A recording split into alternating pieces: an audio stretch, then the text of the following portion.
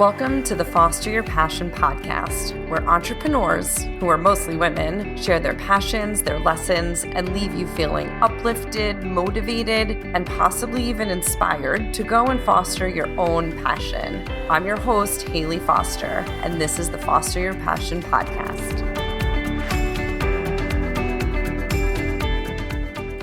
Hello, everyone, and welcome back to the Foster Your Passion podcast. I'm super excited to chat today with Michelle Jacobs of Womaness. She is a new friend. We just realized we have so much in common, so I'm super excited to hear all about her journey into her new business. Michelle, thank you so much for being here today. Thank you so much for having me. Absolutely. So I love the story behind this brand, and I would love for you to just walk me through a little bit about how you got started and why. Mm-hmm. No, thank you so much. I think it's an interesting story. So my partner and I, my partner is Sally Mueller. We've known each other for over 20 years. And quickly about her, she's from Minneapolis and worked at Target for 25 years. And she has an amazing story also. She was part of the whole Design for All campaign and helped get the bullseye, kind of the icon of Target. I mean, she was there when all of this was going on. At the same time, I was working at Real Simple magazine, helping them develop a product line around the Real Simple name. And I was in Minneapolis pitching Target, and somebody introduced me to Sally and said, oh, she'll give you good advice on how to pitch, pitch Target and, some pointers along the way. And she was great. We had coffee that morning. We ended up pitching Target. We actually placed Real Simple at Target. But Sally and I just became friends. She's a few years older than me. She became a great mentor of mine. And, basically through the years, we stayed in touch. So I was at Timing for about 10 years, working on Real Simple, Cooking Light, InStyle. She was at Target for 25 years, then left, had her own company for a little bit. I moved to HSN, Home Shopping Network, and I was I was working with Joy Mangano, who is a big brand for HSN. Yeah, who doesn't know these days? Expanding her product line after the movie Joy came out. I reached back out to Sally. She was helping us with some kind of how to work with Target, how to work with some other retailers. And like I said, we just stayed friends. And probably about 3 years ago, I was starting to talk about what my next move was going to be. Even before I was at Time Inc., I have a whole career before that, worked for 25 years, just sort of trying to figure out what was next. Sally was visiting from New York, and she was telling me about a doctor's appointment she had at Mayo Clinic. And she was telling me, she's like, I have all these weird things going on, from aches and pains to vaginal dryness and issues that she just wasn't really sure what they were about. And a doctor came in and said, everything you're talking about is related to menopause. And with that, handed her sort of a bag of products, said, this is our best curation of things that could help you. And, she kind of went through it all. She happened to be in New York. We were talking about it, and she was showing me some of these products. And we were laughing. She's like, I will never use any of these products. And it wasn't Mayo's fault. It wasn't the doctor's fault. It was just that they were so outdated. They were products that have been on the shelf at CVS. We used to say it's the dusty part of the shelf that you're like, does anybody shop this aisle? Mm-hmm. I mean, it was products that really she, as a very fashionable, stylish woman that I know, would never use.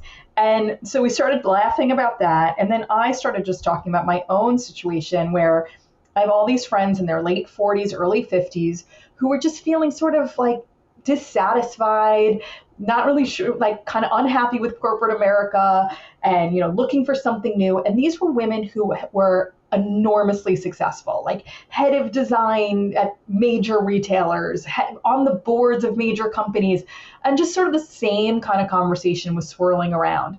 And it was those two ideas that kind of came together, that we're we need a brand that, one, will provide products that will really speak to this woman at this time of her life, and be inspiring and interesting, and celebrate this woman and celebrate the success that she's had, as opposed to being either weirdly medical or just sort of, all about her complaints and her problems. We're this is, we should be so excited about all the success we've had. And so that was really the genesis of Womaness. And that's how we kind of came up with the idea. And from there, it was, a whole other journey. Right. And your initial launch, was that during the pandemic? Yes. So the first year or so, we came up with, the idea, the branding, we had the product line in mind. We had done a ton of focus groups. And the last meeting I had before COVID kind of came down was in Minneapolis at Target. And we were pitching some higher up people there, and they were really excited about the idea. They were like, oh, you should meet with the buyers. So we literally, COVID happened, and that was February something. And as of March 10th, I've been sitting in the seat ever since. And we literally had all of our buyer meetings over Zoom. We then had to raise money all over Zoom. We created our product line through Zoom and FedEx. And literally for a year and a half, we developed everything, and we launched finally our direct to consumer business on March 1st. That's awesome. Yeah. Good for you guys. And maybe the pandemic was like a blessing. I think that we were ridiculously productive. We were able to take so many investor calls a day because we didn't have to travel. I didn't have to, I was literally sitting here. It was one after the next, San Francisco, London, New York, Florida. Like, it just didn't matter. We were You probably saved so much money. I think we ultimately saved a lot of money, and we got so much in because my days were 7 to 7 and I never moved. So I think in some ways the pandemic made it really hard because it was very stressful. But in others, we just were maniacally focused because we had nothing else to do. Right. Yeah. I think a lot of us were like that during the pandemic, but I love that there's just been so many businesses that have sort of popped up.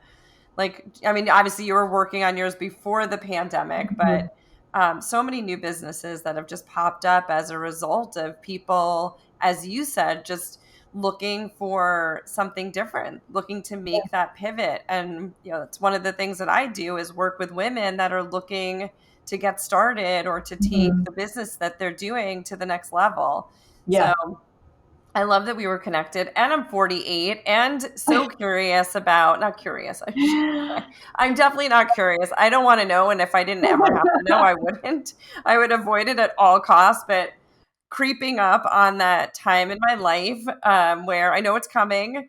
And funny enough, like, I've actually had a couple of podcast recordings. Actually, one of them just went live, although no one knows because I haven't promoted it.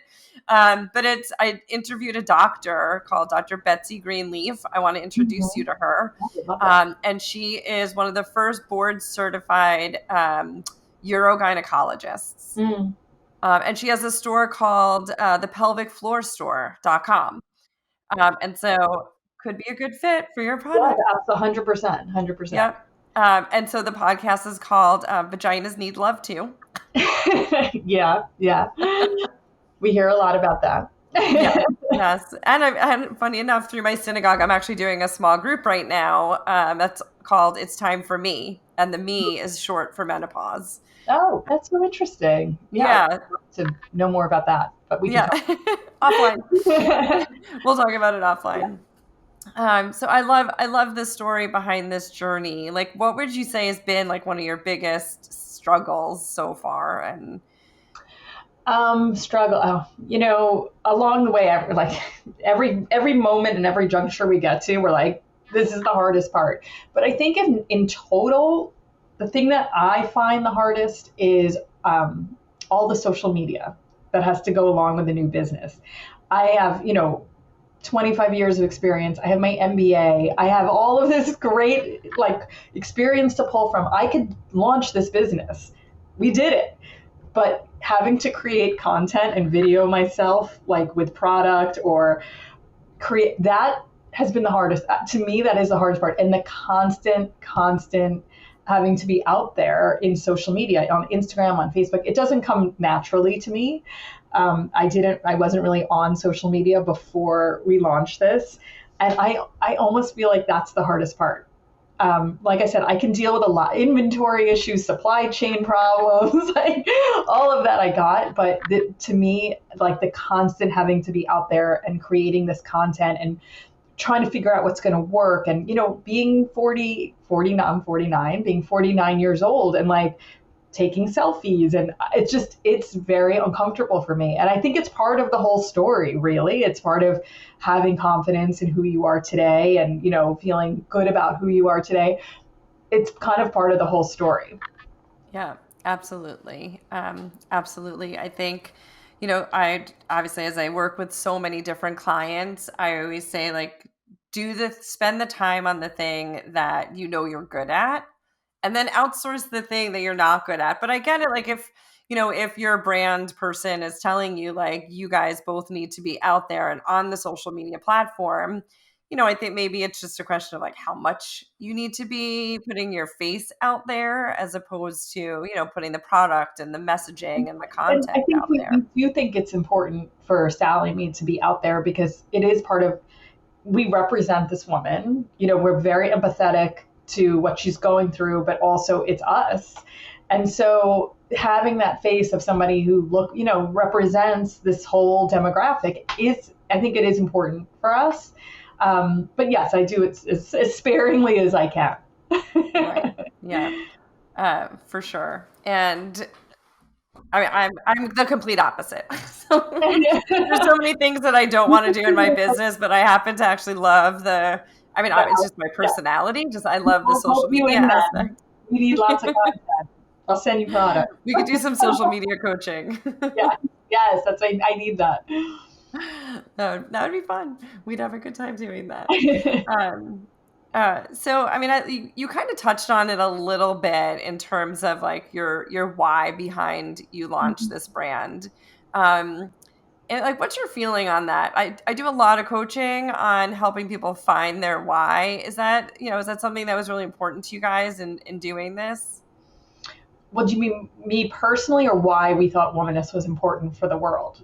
Well, I think for both, actually. Both. The womanist, why womanist is, we no question that we were like, this is amazing. This is what we want to do. It was interesting to us because we were interested in the demographic. It was very clear to us what was missing out there. We took a look around and said, there is nothing like this. And it was sort of a culmination of both Sally and Mai's career. Like we both, like I said, created a lot of brands for women throughout our life. With Sally at Target. She was also at Click Media for a while, working on Who, What, Where, and Burst, which is a clean skincare line, also at Target. I worked at HSN on women's lifestyle brands. It was like this culmination. We felt like very prepared to step into this and say, like, we know how to do it. Let's just do it. So the womanist part was easier. I mean, it was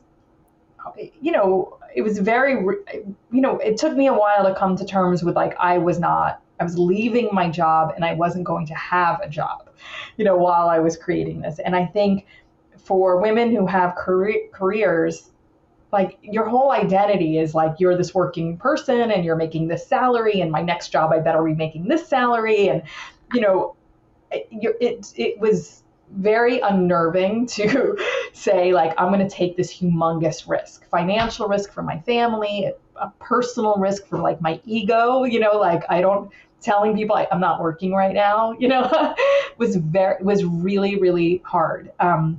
Again, Well, another in fact, you were probably working more than you were yeah, working. yeah.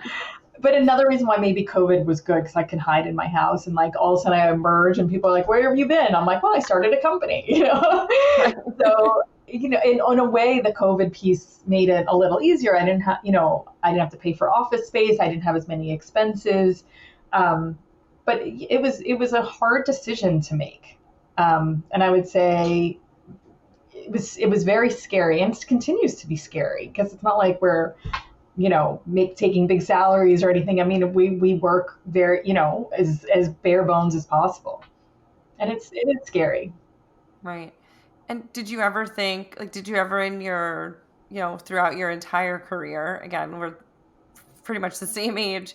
And I always say, like, I was born an entrepreneur. Like, I always had like the entrepreneurial juices flowing, but you spent all of your career in corporate, so at any point were you feeling like, I really want to do my own thing and have my own business? Or was this sort of just something that one day you were like, this is a good idea, we should do this? Well, I always had I would say interesting jobs within corporate America. Like when I was at Timing for 10 years, my job was I like ran the licensing department for a bunch of titles within Timing. And so my job was to create businesses out of these titles. So whether it was licensing or partnerships, and I loved that piece of what I did. And so that's why we were able to create this product line for Real Simple. It was at Target, then it was at Bed Bath & Beyond. We created a food line for Cooking Light. So I also think of myself as very entrepreneurial within a corporate environment, which was very protecting because like you have that corporate structure around you. And then when I worked for Joy obviously is like the queen of entrepreneurism, super encouraging for, anybody who worked with her to, find your passion, take a risk. I mean, risk was like, unheard, like she didn't even use the word, it was like, of course you have to do what you want to do. And so, but even when I worked for her, my job was to create new opportunities for her, open new retail opportunities, open new retail channels. So I also felt like I've always been sort of entrepreneurial inside of a corporate structure. So it was just scary to do it on my own, but I kind of had that same thing that you had. Mm-hmm. So Joy is so inspirational. I mean, obviously, you don't make a movie after, on an entrepreneur if she is not so inspirational. Are there other women that you have looked at throughout your career, or who you look at now and say, like, I'm really inspired by this person? And what about them inspires you? Oh, it's funny. I say this to Sally a lot. Like a lot of this is a little more personal than probably you want, but Oh, I don't care. I have an older sister who was very successful in her career. She is a CMO and worked in a bunch of in retail. And it's like her and her group of friends, like they just happen to be very successful women. Like I was mentioning earlier, like all of them just have done like such amazing things. And it was because it was so close to me. It's like, yes, you can look at other people who run other startups and look at other women who are kind of have big jobs. It seems a little vague and like abstract to me, but like when you see it so up close and you see like these women who just like had huge families, marriages, big jobs, and like just the fact that they did it and they got so far was always the most inspiring to me. Like I always looked at these women like, I want to be like that. They just were cool. Like one thing that we say about womanist women is that they're the coolest women we know. And they are like, they just have it there. They seem like they have it all together. They have these like amazing jobs. They have huge networks that they can pull from. And I just was always like very inspired by this group of women. And it's more that than anyone in particular out there. I mean, Joy is amazing. Sally, my business partner, inspires me every day. Certainly, like there's like people out there you read about, but it's like that more personal that I was modeling my own life after. I love that. And not too personal. I think that's amazing. Like my dad is one of my biggest mentors. My brother also, who is also an entrepreneur. And, I listen to a ton of podcasts. I read a ton of books. I spend a lot of time on Clubhouse, which I absolutely love. And I hear so many times and I believe it. I follow the same guide of, surround yourself with the people that fill your cup, that are, doing amazing things, that are building incredible businesses, that are emulating like what you want to be and who you want to be. Yes. So, Yes. the personal answer I think is great. It talks a lot about who you are, and I love it. So one other thing to add, my father, who was like, just because you mentioned your father, was like a man's man kind of man, like super, just in every way. And he had these two daughters. And my sister and I used to say a lot, like, he never once looked at the two of us as like like he always expected success. He always expected us to do whatever we could out there in the world. And not that he would have been fine if both of us were stay-at-home moms and raised our kids, and there's absolutely nothing wrong with that at all, and he would have been proud of that too. But he got so much out of our careers and our professional success, and it was so much a part of our relationship with him that it was probably did more because we never want to let him down. And like you always wanted to tell him like, oh, guess what, I got a promotion, or guess what, I got a raise. And I think the fact that he had these two girls that he never once like ever thought for 1 second couldn't be as successful as any man out there. And he pushed us. And I think that was another reason why we both kind of achieved so much. Yeah, I love that also. My dad, who's no longer here, unfortunately, he's been gone 11 years, which is crazy. And he was born in 1926. So he lived a very long, fulfilling life. But I always say he was like the first feminist. Like he used to come home and talk, he'd call them gals, which isn't so politically correct. He's like, forgive him for that. Yes. He's like, these gals are, they're running the show he was in marketing also, direct mail and PR. And I spent years, we didn't even talk about this, but I spent right out of college, I went to ad agencies, and then I went to, as we talked about, the online world, building websites, doing online marketing. So always, and he was in direct mail, which was, its own form of marketing. But he used to talk about the women at these companies that were, sitting at the head of the table and running the show. And he, again, like your dad, was like encouraging and, inspiring, and instilled that confidence in me. Like, you could do that. Like, these women are doing that. And he was so inspired by them. And without saying it, he was basically like planting the seeds to say, like, you can do this. Like, this is, the women are rising the ranks and breaking through the ceiling. And, he was all about that. So yeah, that's great. I love talking to women about their dads. And I have so many women in my circle that are unfortunately dadless, but look back at it and say, like, it was so amazing to have a father figure that was pro women in the workforce, and and pushed us to be the strong, confident women that we are. Yes 100. That has been a huge part of my life. Yeah. So one of the things I asked my dad to do, I think it was like around his 70th birthday, was to I gave him 100 questions about his life story so that I could pass it on to my kids at some point. And I turned it into it was like the first book I ever like unofficially wrote. But I think, it was stories that he never told me, things that, I never would have known had I not asked. That's great. So, yeah. And it's, it's now I have something. And I talk to people a lot about legacy and like what it is, like what's the imprint that you want to leave on this world, and what are you doing to leave that imprint? I think it's so important. And I always feel like my dad is sort of like, I'm the imprint my dad left on this world. That's great. That's beautiful. Oh, thank you. One of the reasons why I named my company Foster Inc. So. But back to the whole the entrepreneurship journey for you.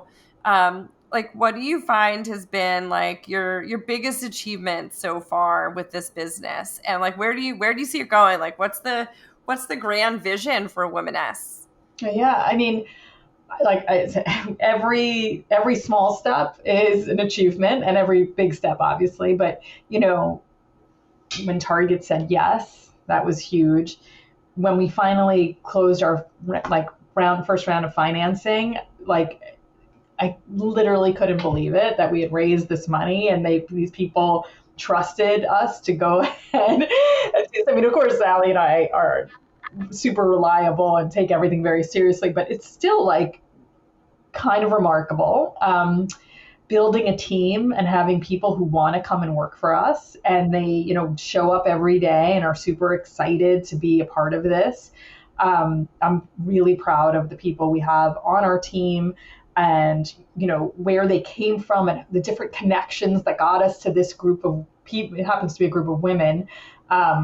we would hire men too, but it just happens to be hire for women. Um, so I'm really proud of that. And literally every step of the way, now it's like the little things are as big as the big things. It's just amazing to me. Like we had our first, we launched direct to consumer, then we launched at Target.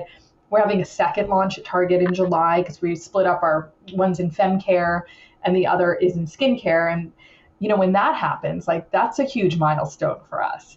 Every time something big kind of happens where we're out there, I'm shocked. I'm like, I can't believe this is happening. Even when people, I'll talk to somebody and they're like, you seem so big. Like it seems like it's so much bigger than it is. Like that's what we want everybody to feel like, that this is a real, it's totally legit. The products are amazing. Our customers are amazing.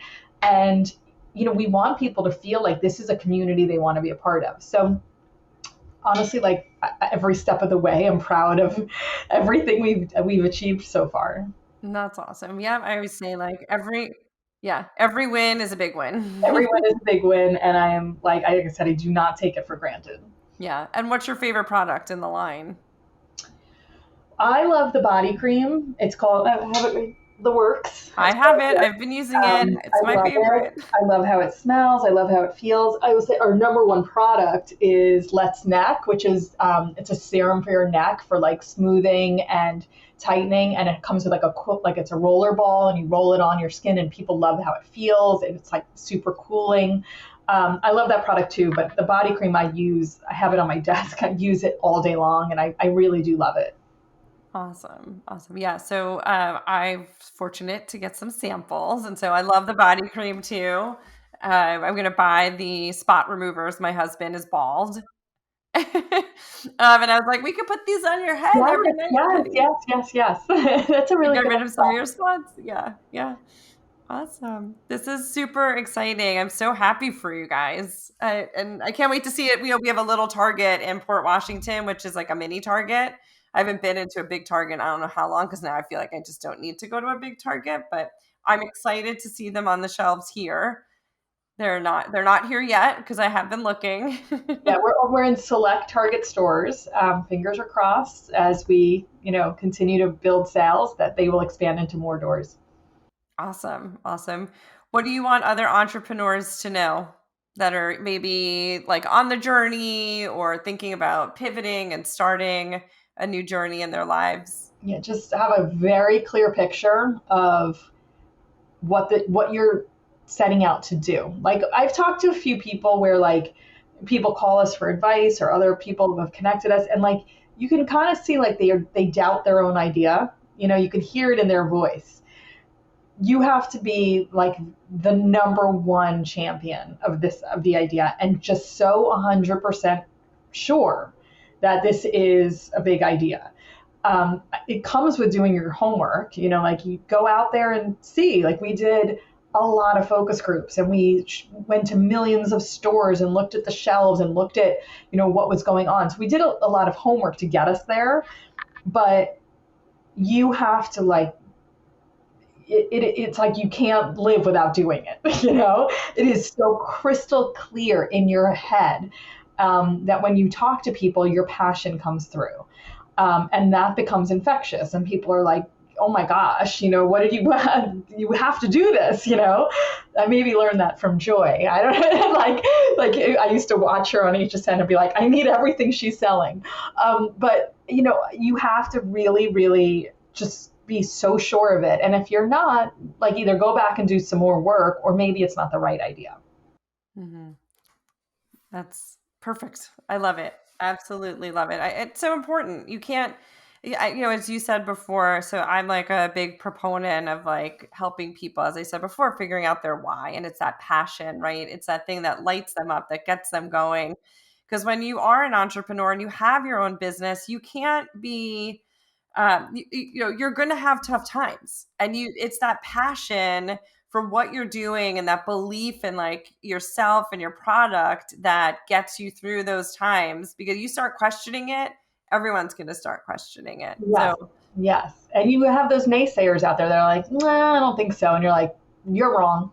Like you have to literally like feel that, or like because you do. It is tough. I mean, every single day you hear people, whether it's through customer service, people who have some issue with this or that, or investors. We had plenty of investors that turned us down. I mean, a lot. And you can't let it get you down, and you just have to really believe. You have to have like plan A, B, C, and D in your head ready to go. Like, okay, if this doesn't happen, we're going to do this, and if this doesn't happen, we're going to do this. And we were very prepared for like all kinds of different scenarios. And but the bottom line, like, we really believed in this idea. Mm-hmm.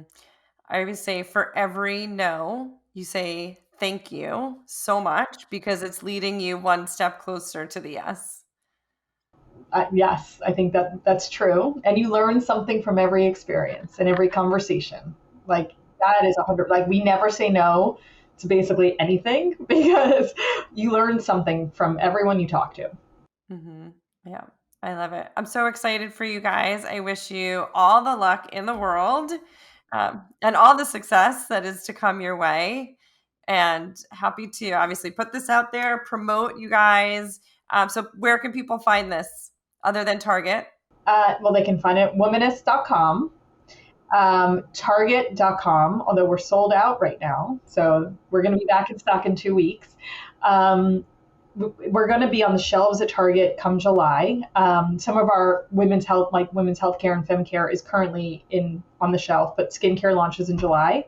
But really, womaness.com, and then you can check out our Instagram. It's my womaness on Instagram. Excellent. Awesome. Michelle, thank you so much for this conversation today. I'm sorry I didn't get to meet Sally. She sounds amazing. Definitely another time. Yes. Well, thank you so much. And thanks everyone for listening, and see you next time. Thanks for tuning in. I'm your host, Hayley Foster, and I hope you'll join me next time for more inspiring women who are fostering their passions each and every day. Please subscribe wherever you download your podcast and follow us on social media at Fostering 101.